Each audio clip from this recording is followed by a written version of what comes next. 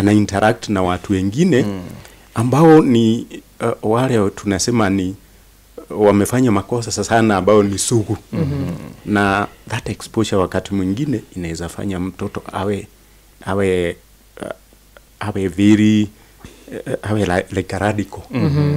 Na kwanza tungependelea sana kwanza tuzuie kitu inaitwa prevention ya mtoto hata kabla kufika kotini. Na ili nijibu swali lako, wakati zinaletwa zinazaletwa na koti, wakati zinaletwa na koti huwa tunasema they are referred through a court order, na tunafanya kitu inaitwa supervision ili uangalie yule mtoto circumstances za yeye kufanya makosa ili asirudie tena. Na tunafanya kazi na stakeholders wote, chief ako na haswa mzazi, kwa sababu tunajua wakati mtoto anafanya makosa mzazi huwa anahusika kwa njia moja ama ingine indirectly, kwa sababu mtoto wakati anakuwa brought up vizuri, anafunzwa values vizuri, mzazi yuko, chances ya yeye kuingia kwa makosa ina reduce sana. Kabla hata mtoto afike a point whereby peer pressure itamforce, wakati ana good foundation, na hiyo foundation sana inaletwa na nani? Na mzazi nyumbani. Na ndio sababu tunaambia wazazi, please spend more time with their children, interact with their children, and be a role model. Ili yule mtoto akijua ya kwamba nitafanya makosa, anajua nyumbani kutakuwa kubaya. Na wakati tunawarudisha nyumbani, kama mzazi hakuwa anafanya ile kazi, si unaona bado kutakuwa na shida. Kwa hivyo hata wakati mwingine mtoto akipelekwa kotini, tunaweza hata shtaki mzazi kwa sababu ya kutokuwa amefanya kazi yake ya kulea vizuri. Yes, inawezekana. Wakati tunaandika ripoti, tunapelekea koti, tunasema ndio huyu mtoto alifanya makosa, but alifanya makosa kwa sababu mzazi hakuwa anamlea vizuri. Na tunaweza hata kusema awekewe board kwa sababu ya kutotunza mtoto vizuri. Ama wakati mwingine hata anashtakiwa kwa sababu ni out of neglect, ama kutoangalia mtoto vizuri, mtoto akaanza hizo tabia. Kwa hivyo huwa tunaangalia sana ni kwa nini huyu mtoto alifanya makosa. Na wakati mwingine hata unaona hata ukimpeleka nyumbani, labda mzazi ni mlevi. Ukimrudisha nyumbani, mzazi bado akiwa mlevi, huyo mtoto atabadilisha tabia. Kwa hivyo haya mambo yote huwa tunazingatia, na pia tunapeleka ripoti kotini, tumeona hivi. Na wakati mwingine hata unafanya kitu inaitwa referral. Huyu mtoto labda kwa sababu ya kutokuwa brought up vizuri, ameanza kuwa na tabia mbaya. Kwa hivyo tunafanya kazi na hata hospitali wenye wanafanya counseling, na sio hospitali peke yake, kuna organizations ambazo zinafanya counseling. Kwa hivyo huyo mtoto ili abadilike, kwa sababu tunasema rehabilitation, lazima awe anafuatiliwa tabia vizuri, na haswa ndio tunaleta wataalamu wa kama counseling, ili aweze kupangia mtoto, kujua shida hii imefika wapi, ili mtoto atoke kwa zile shida, awe na tabia mzuri, ili awe at the end of the day tunataka awe a responsible adult. Na hiyo process, it's a process, na tunafanya kazi pamoja na koti na community, and especially the family. Maybe Mheshimiwa, what are some of the major cases za watoto especially in Meru County? Okay, watoto wanakuja kotini in two ways. Kuna wale watoto wenye wanastakiwa, na kuna wale watoto wanakuja kama wamedhulumiwa. Wale wamedhulumiwa sana zile cases zinakuja ni kama defilement na assault. unapata kuna cases mingi sana that mtoto ni complainant, amekuwa assaulted na mostly ni the parent or a close relative. So hizo ni mingi. Then pia kuna hizi cases za wizi, unapata watoto wanaletwa. Kuna hata cases za robbery, where unapata mtoto wa 17 years old, ameletwa kotini, he has committed case ya robbery. So generally you may find mtoto akiletwa na cases tofauti. Lakini zile ziko mingi sana ni zile mtoto amedhulumiwa. Sana cases za defilement, cases zile watu wamepiga watoto, ziko mingi sana. Yes.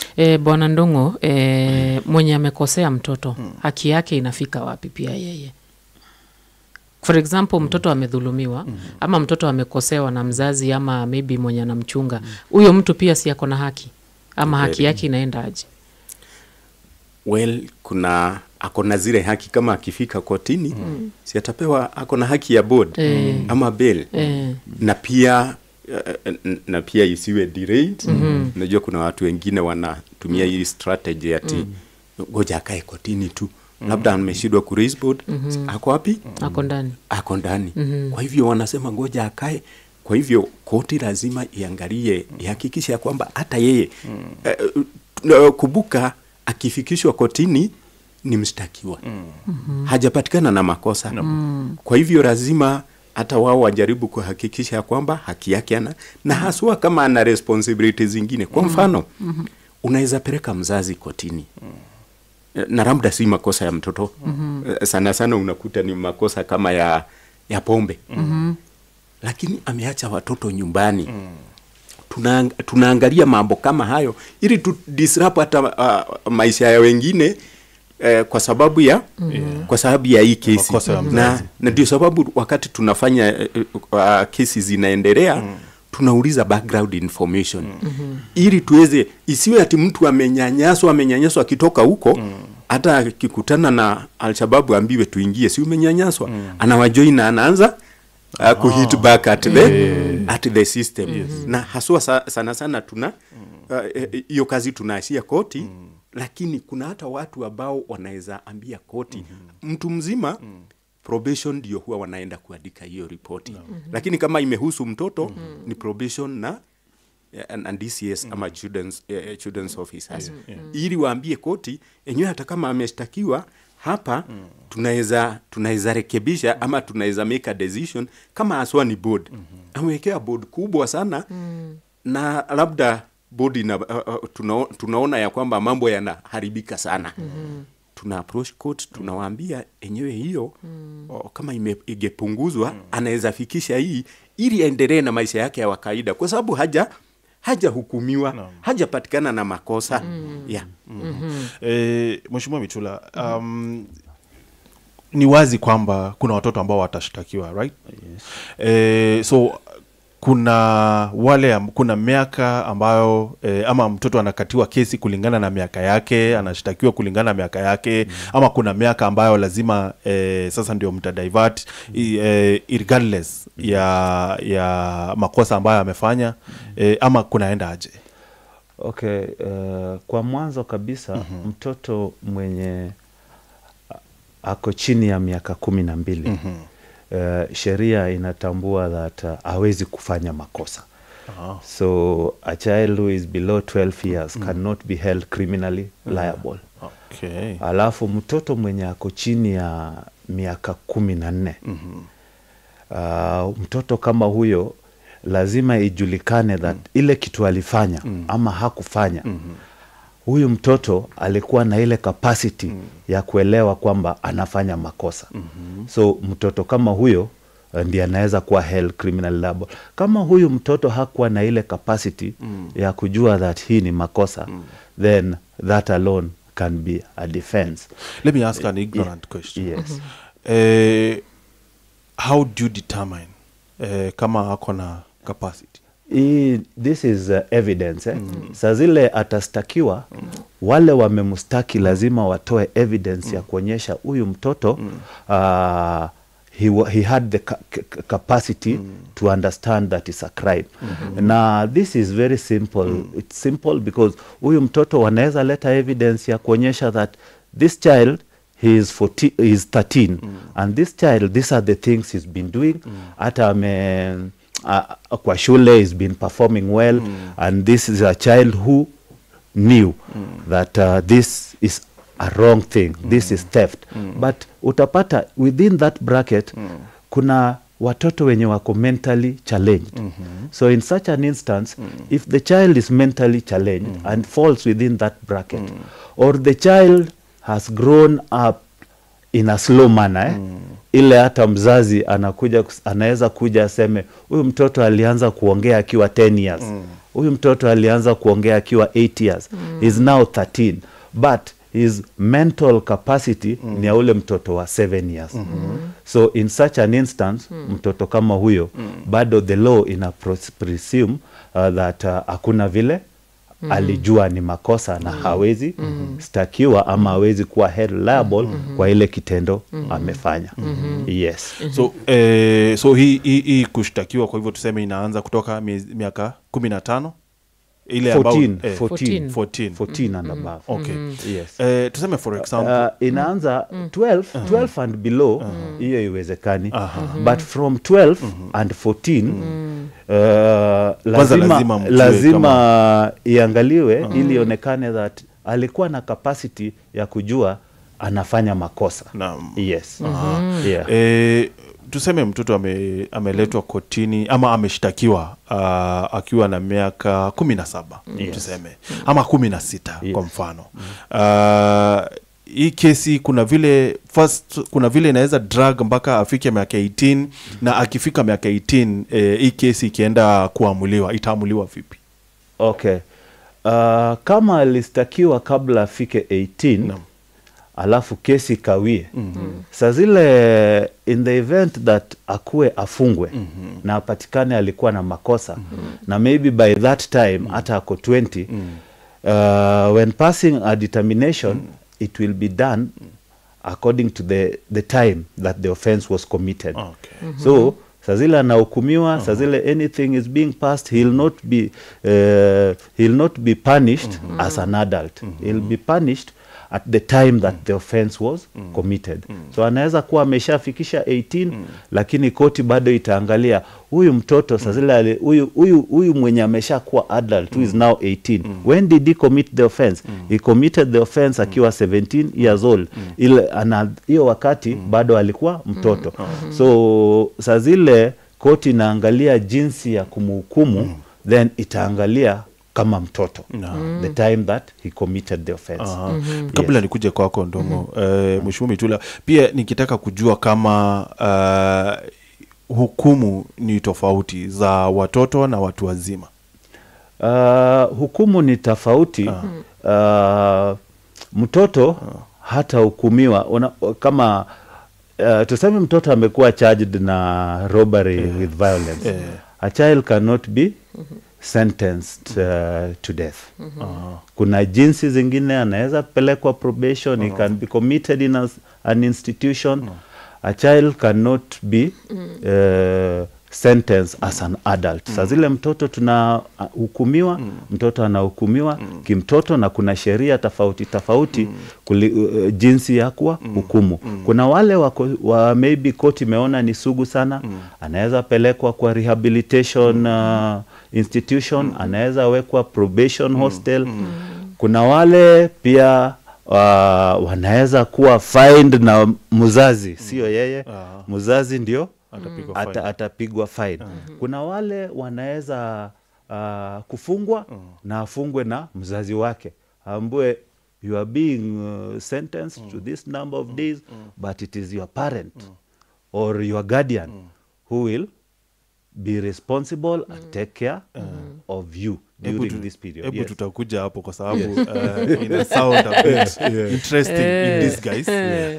Ndongo, mnahusika vipi wakati ambapo hukumu zinatolewa za hawa watoto kama Children's Office? Kwa kawaida na kisheria sisi tumepewa jukumu la kuprovide more information kwa koti na through children's officers report ama social inquiries report. Kwa nini? Kwa sababu koti ndio imepata mtoto alifanya hii makosa kulingana na evidence. Lakini sasa wanataka kujua ni hatua gani wanaweza chukua. Sasa hapo tunaitwa ama hata probation, tunaandika ripoti. Tunamwambia ndio huyu mtoto alifanya makosa, lakini ukiangalia kama vile nilikuwa nimesema kitambo, ni kutokana na upbringing. Huyu mtoto hajakuwa na mtu wa kumwelekeza. Tunajua mtoto anapaswa kuelekezwa, kufunzwa values, hakuwa. Na kwa hivyo ndio sababu alikuwa akapatikana kwa makosa. Kwa sababu wakati mwingi ukiangalia sababu ya mtoto kufanya makosa pia influence na bad company. Na wakati huo mzazi anapaswa kuwa na fanya kazi yake vizuri sana ili aweke a very strong foundation. Anamtunza vizuri, anakuwa na tabia. Ili akipata vijana wengine wanamwambia twende tukaimbe, anasema kuimba ni vibaya. Ni vibaya. Kwa hivyo tutaandika ripoti ili isaidie hata hatua yenye itachukuliwa na koti. Na hatua yenye inaweza chukuliwa na koti kwa mtoto pia ina depend na years. Tumesema 13 to 15. Huyo mtoto akipatikana na amefanya hiyo makosa, atapelekwa rehabilitation school. Zinaitwa Children Rehabilitation School. Kama Wamumu. Tunaielewa. Lakini kama ni from 16 and 17, atapelekwa Boston Institution. Boston Institution si nyingi, tuko na 3. Tuko na Chikusa, tuko Kakamega, tuko na Shimo la Tewa, kupadi ya Coast, na ya wasichana ilikuja juzi inaitwa Kamae. Huko nini inafanyikaga huko? Huko Boston Institution inakaribia sana kama jera. Lakini bado ni ya watoto. Ni ya watoto. Kwa hivyo utakuta ya kwamba sana sana mtoto kuna tabia, anarainishwa tabia. Kama ni kuna counselors watakuwa wakiangalia kwa nini alifanya hii makosa. Na pia kuna technical courses atakuwa akifunzwa huko. Yes. Hata hii ya watoto rehabilitation school, lakini huko kuna shule. Kama alikuwa grade 7, bado ataendelea na masomo. Kwa sababu hatupaswi kuingilia haki ya mtoto kwa sababu ati amefanya makosa. Kwa sababu kubuka baada ya kutoka si ataendelea na maisha. So kama tutakuwa disrupt development ya mtoto, tutakuwa tumekosea sana, na as a country tutakuwa tumefail. Kwa hivyo lazima tuhakikishe hata wakati tuna advice tunasema tunaandika ripoti mzuri yake na pia ya kwenye anaenda, ili wakati watachukua wataona huyu mtoto anapaswa kwenda hapa. Yes. Maybe mheshimiwa, kuna cases unapata in the villages mtoto amekuwa defiled. Unakuta watu wameshirikiana, for example tukiwa hapa tuseme msikubali hii kesi itoke. Maybe wewe na sisi au wenye wameshirikiana kuficha hilo tendo wako na makosa. Wako na makosa sana. Na unajua kwa wakati mwingi koti iwezi jua kitu inaendelea huko. But the justice system iko na other stakeholders like the chiefs are our key collaborators. Wanafaa kuhakikisha kitu kama hiyo haifanyiki. Kuna the children's office hawa wanahakikisha that hiyo haijafanyika, na hawa wenye wanaficha hiyo kitendo pia hao wamefanya makosa na wanastakiwa. Kuna cases ile unapata wenye walijaribu kuficha hiyo kitendo wamestakiwa na wako kotini, inasikizwa, ikipatikana walificha hiyo makosa then pia hao wanakuwa sentence kivyao. Yes. Okay. Muthikiriri kana no withro kiarani na watu ya arwari tu na rwari very interesting ururia mawatho yana maiti ra magwithro bakethia tuma SMS kana withro hituringira thimu withro kiaraniria na talambatu na boru kiro rwari tumenye kwithro kuruntu withro buchumbura withro kiwata machoki arwari. So Mheshimiwa Mitula, kuna kitu umesema ambacho kimenishtua na kunishangaza kwamba mtoto anaweza fungwa na mzazi. Ndio. Unajua pale kotini the children's office they can when they do their report wanaweza sema huyu ni mtoto mwenye anafaa aachwe, anafaa aachwe, and they can recommend the sentence ili hata aseme that ndio amefanya makosa, lakini this is a child that maybe it was out of the influence and all that, and recommend that akuwe released to the parent for supervision with the parent together na children's officer. So in such an instance where unapata maybe makosa ilikuwa that hao watoto wametumika, maybe hata ilikuwa mambo ya kuuza hii bangi, which is quite common. Unapata the actual dealers kuizi wanatumia watoto, wanajua mtoto hawezi fungwa, so unapata wanapatiwa hata drugs kidogo kidogo, bangi 10, bangi 6, enda uuze.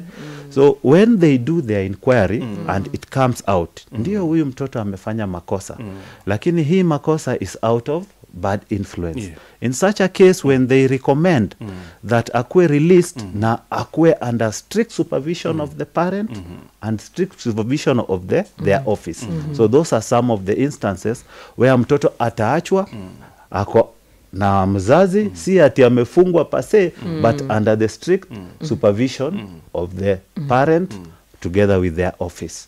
Yes. Wacha niulize a particular, a specific instance. Tuseme for example, hapa kuna watoto wawili, mvulana na msichana, wamepatikana kwenye najua tendo la ndoa. Na kwa sababu labda wamekomaa, huyu mtoto msichana anaweza pata mimba. Kesi kama hii itakuwa handled namna gani? Cases kama hizo ni mingi sana hapa Meru. In fact, in the last CUC meeting, mahali watoto wameenda na wakapata watoto by October zilikuwa 3,000. What? 3,400 and 3,000? Yes, 3,000. Meru. Hapa Meru wale watoto kwa watoto were about 4,000, not even 4,300 and something. 4,000. Yes. Hiyo ni muda unatoshana aje? 1 year. Less than 1 year. Less than 1 year. By the end of the year maybe itakuwa imefika 5,000. Na hiyo ndio sababu tunasema wazazi tujaribu angalia watoto wetu, let's talk to them. Sasa unapata this is a unique case where kijana ni mtoto, msichana ni mtoto pia ni mtoto. Hawa ni watoto wawili, na sana sana kisheria tunasema some of them ni Romeo and Juliet principles. Na those are cases that naona ODPP wamefanya diversion. Wakati mwingine unapata kijana amestakiwa, but akifika kotini inapatikana huyu kijana mwenye amestakiwa alikuwa na miaka 17. Huyu msichana mwenye kitendo imefanyika alikuwa na miaka 16 ama na nusu. So unapata ni kama watu wametoshana. So unajiuliza walifaa wastakiwe wote ama ilifaa ikuwe aje? Na wote ni watoto. So these are cases that the office of the ODPP wamejaribu kufanya diversion. Watoto wanarudi, wanafanyiwa counseling na wanajaribu kurekebishwa ili wasifanye tabia kama hiyo, na wazazi wao pia they are brought in and wanajaribu kuelezwa wasifanye. Alafu unapata pia in such a case inaleta shida mingi sana. Unapata hawana kitambulisho, wamepata mtoto, they can't be registered for SHA. Mtoto huyu hawana birth certificate processing pia ni shida. So hizo ni shida yenye tunapatana nayo, na ofisi ya children inasaidia sana. So kujibu swali yako, in such cases diversion imefanyika. Most of them do not even end up in court because pale hivyo ikishajulikana wote ni watoto, then through the children office wanaona how to deal with it because already tena kuna mtoto mwingine amezaliwa, baba ni mtoto, mama ni mtoto. So what do you do? So it's a big problem within Meru, but it is being looked into. At the last time that we had a CUC, tuko na kitu inaitwa CUC where stakeholders in the justice system, they come together, sit and agree which best way can we sort such issues, because unapata kesi kama hiyo ni kubwa sana, imeshinda koti peke yake, imeshinda the office of the children peke yake, inataka the whole society to sit down and see how do we help our children. Why is it that over 4,000 children in Meru County have children? 4,000 And I think Ndongo here anaweza confirm as the children officer. Yeah, Ndongo, as you confirm that, pia tuambie cases kama hizi sasa, kwa sababu definitely zitakuja kwenu, mnazihandle aje? Well, gocha kwanza nirudi nyuma kidogo. Mtoto kulala na mtoto pia ni vizuri tuangalie the age. Unaweza kuta ya kwamba mtoto ni 17 years amelala na mtoto wa 8 years. Hapo huyo mtoto anapaswa kushtakiwa na defilement. Kwa sababu kwa nini ametake advantage? Yule wa 8 anaelewa mambo ya mapenzi. Hapana. Kwa hivyo ni vizuri sana tuambie watoto ya kwamba mambo ya sex, mtoto hana kulingana na Sexual Offences Act hawezi kubali kufanya sex. Kwa hivyo hata wakati hata kama ni wote ni 16, kawaida kuna ruling ilikuja ikasema kama unashtaki staki wote wawili for defiling each other. Lakini inaonekana ya kwamba ni watoto ambao wanapaswa kuwa guided, and that's why wanapelekwa through counseling ili wasiingie kwa tabia kama hii kama hizo. Na umesema hizi cases zinarudi kwetu. Ni ukweli.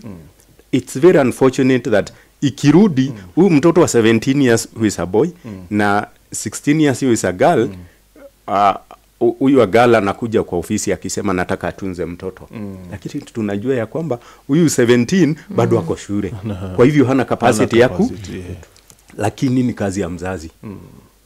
Huwa tunasema mtoto akifanya makosa, mzazi pia na responsibility.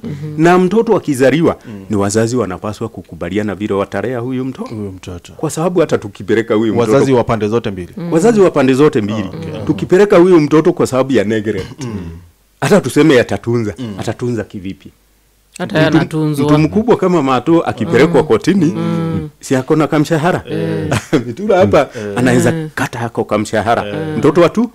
Mtoto kama huyu atakatwa mshahara gani? Na hata tukimfunga ati kwa sababu ya neglect, tumemsaidia? Hapana. Kwa hivyo yule mtoto tunaangalia vizuri sana vile atasaidiwa. Na wakati mwingine ukiona hata wazazi hawana uwezo, tuna organizations ambazo huwa zinasaidia.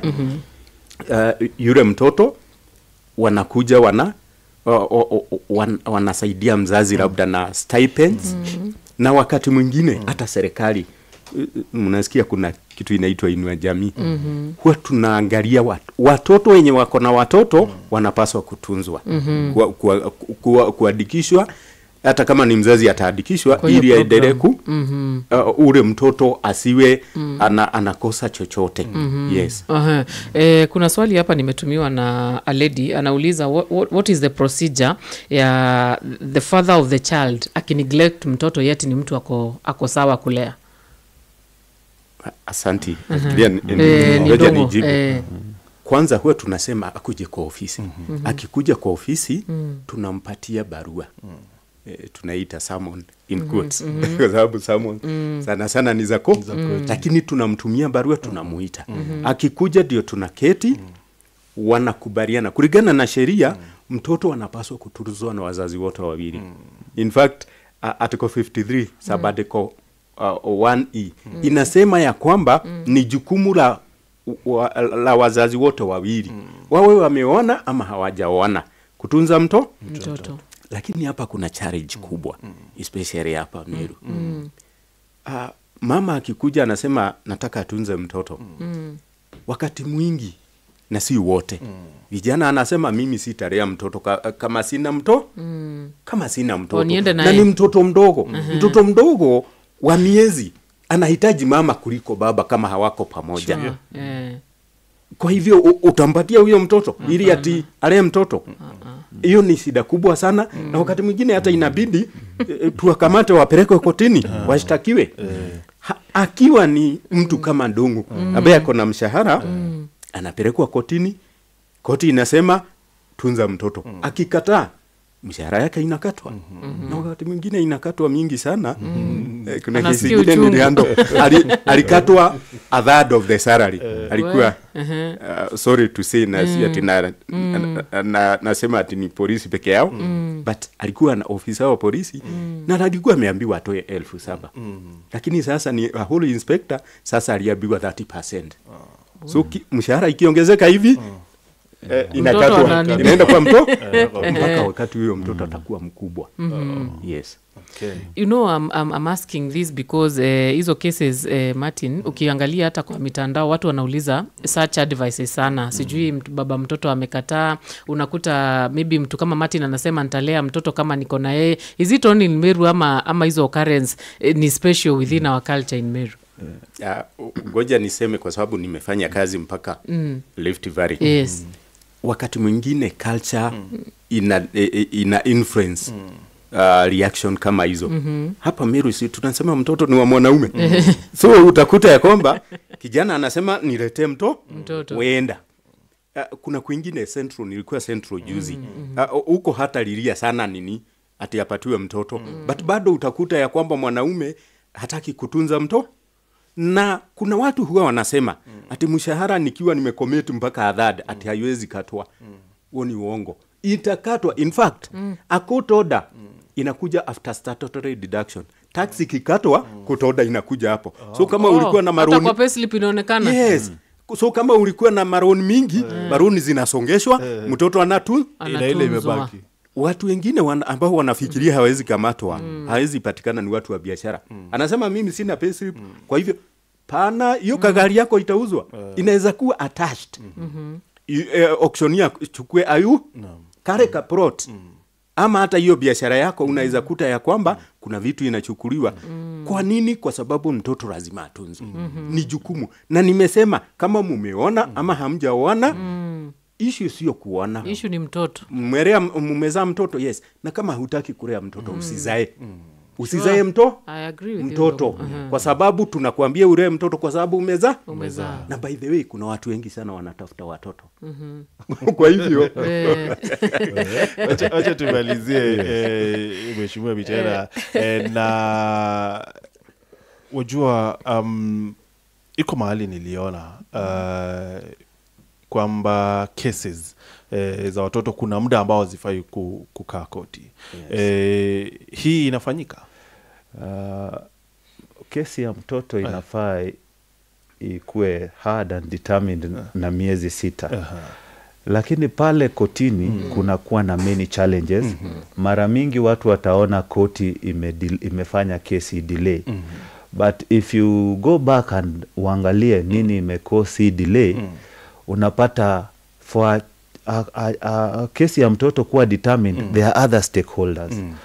Unapata huyu mtoto washahidi wanaletwa na polisi. Sometimes ule mshahidi alikuwa aletwe, utaambiwa maybe ni mwalimu mahali ama hayuko, ni mgonjwa. Mtoto mwenyewe saa zingine amekuja kotini, mwenye amestakiwa ama mwenye anakuja kutestify, yeye mwenyewe for one reason or another hajaweza kukuja kotini. Unapata pia kuna mawakili hapo. Unapata saa zingine ile siku kesi inafaa kusikizwa, hiyo siku ndio wakili amepewa instruction. Na kama amepewa instruction, mwenye ana represent pia ana right ya kuwa represented, na wakili lazima aende aangalie ile evidence. So ataomba court adjournment. So unapata kuna these factors zinafanya inakuwa ngumu sana kumaliza kesi within 6 months. Alafu pia kuna wale wenye they want to ensure that a case is not determined.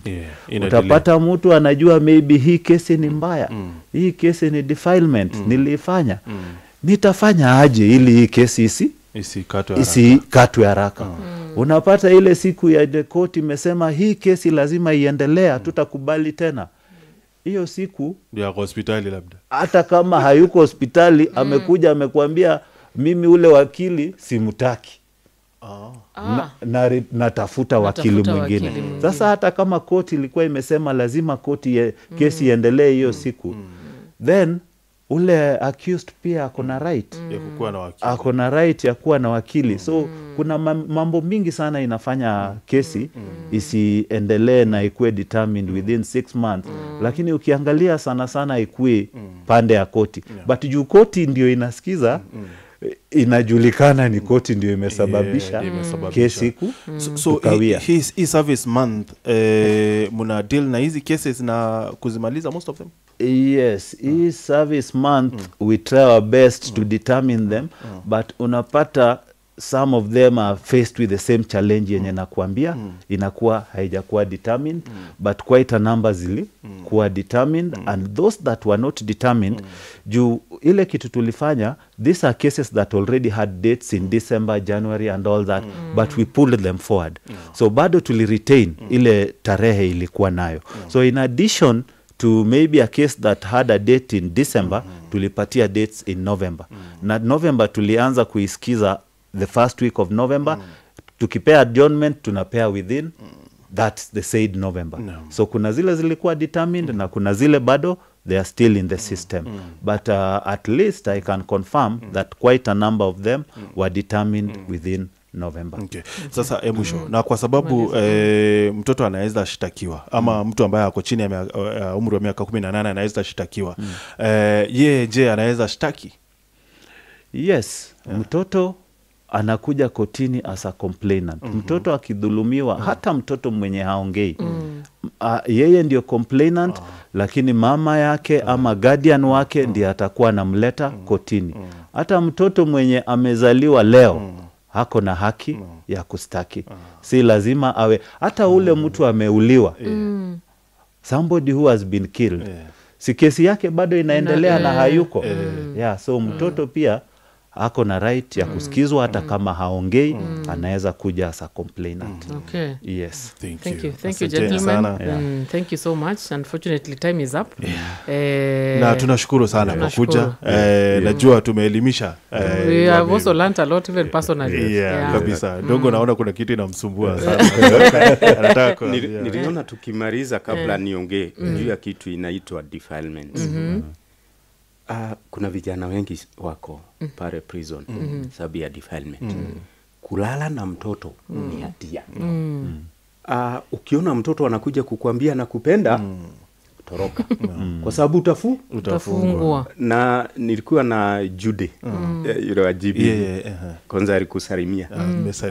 Alikuwa na 16 days of active. Walikuwa huko pande ya Igembe. Na akasema huko vijana wanasema msichana akikuja sasa nitakataaje. Sisemi ati huko kuna defilement sana. But tunaona ya kwamba defilement ni nyingi sana kwa mtoto. Kama kijana haswa, si ni wakati wa sikukuu, msichana akikwambia nakupenda, kwanza muulize kitambulisho. Muulize kitambulisho kwa sababu utafungwa. Na hutasema ati alikuwa anakaa mtu mzima, lazima akona mwili ya kwamba lazima uproof ya kwamba ulikuwa unajaribu kuestablish ati ni mtu mzima.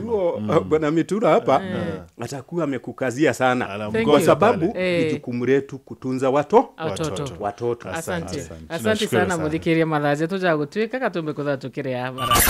Well classified.